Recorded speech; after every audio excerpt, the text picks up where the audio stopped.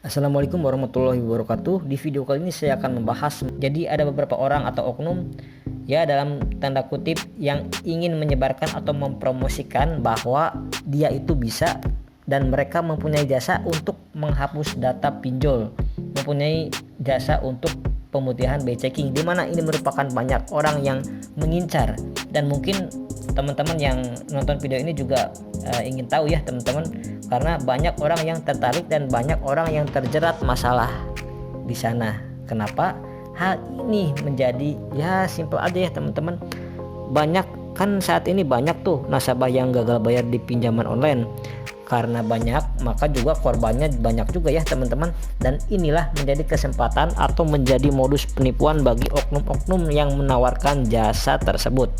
Jadi teman-teman harus tahu ya, nggak ada yang bisa menghapus hutang kalian atau menghapus slik OJK teman-teman melalui jasa atau pihak ketiga atau orang dalam, meskipun itu dari OJK, karena mereka mempunyai akses ke database data center pinjol. Itu semuanya bohong ya teman-teman. Nah, di video kali ini saya sarankan teman-teman jangan percaya untuk oknum-oknum yang mempromosikan jasa hapus data pinjol atau jasa pemutihan slik OJK. Itu semuanya bohong teman-teman, dan itu nggak pernah ada ya. Dan sudah banyak korban yang sudah bayar, tiba-tiba orangnya menghilang, dan setelah dicek ya masih ya slik OJK-nya itu masih bermasalah. Jadi untuk teman-teman yang mendapatkan tawaran seperti itu, sekalipun teman-teman nggak usah tergoda untuk melakukan hal tersebut. Biasanya ini terjadi untuk orang-orang yang pingin minjol lagi, pengen kredit rumah lagi, pengen kredit di bank konvensional, pengen tapi mempunyai tunggakan di pinjol. Jadi seperti itu ya teman-teman. Nah, jika teman-teman saat ini masih ada tanggungan atau tunggakan ataupun tagihan di Akulaku yang menyebabkan teman-teman telat bayar di Akulaku atau gagal bayar di Akulaku, yang pertama, jika teman-teman telat bayar atau gagal bayar di Akulaku, pasti ada konsekuensinya, yaitu denda ya teman-teman. Baik produk pinjaman paylater ataupun pinjaman tunai, yaitu seperti dana cicil.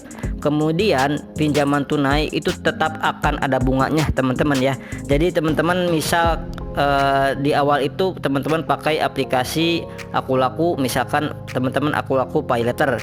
Jadi untuk cicilannya itu kan ada yang bunganya 0% ya teman-teman.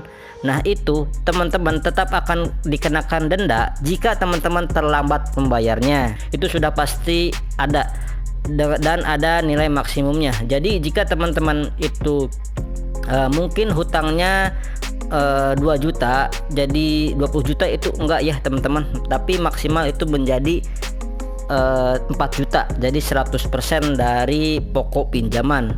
Nah, untuk masalah denda, jadi teman-teman ada perhitungannya sendiri-sendiri ya teman-teman.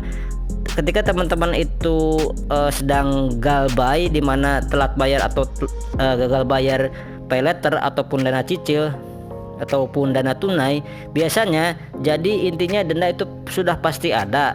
Tapi di sini yang perlu teman-teman perhatikan adalah nggak bakal denda teman-teman itu berkali-kali lipat ya, seperti itu ya. Jadi teman-teman nggak usah khawatir. Kemudian yang kedua, teman-teman akan masuk ke daftar hitam Akulaku. Jadi maksudnya daftar hitam itu apa sih?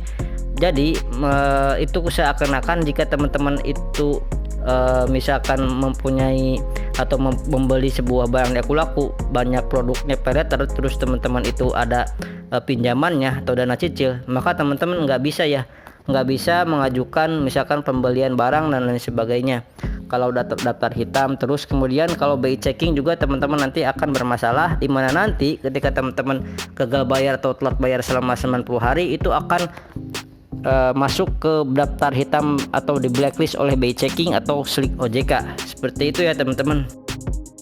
Jadi gini ya teman-teman, konsepnya adalah ketika teman-teman terjebak di aplikasi pinjaman online, bukan berarti teman-teman harus enggak makan ya. Teman-teman kan butuh makan, butuh minum, membutuhkan kebutuhan sehari-hari. Kalau kita mengorbankan hal-hal seperti ini, itu tentunya nggak masuk akal ya teman-teman. Jadi saran saya kepada teman-teman semuanya, ketika teman-teman mendapat ancaman bakal KTP-nya diblokir lah, kemudian rekeningnya bakal diblokir atau ditutup, uang teman-teman jadi auto debit, nah itu bohong teman-teman ya. Itu nggak mungkin sekarang pihak bank itu tiba-tiba otomatis auto debit uang teman-teman masuk ke rekening pinjol atau membayar tagihan pinjol itu tidak semudah itu ya teman-teman.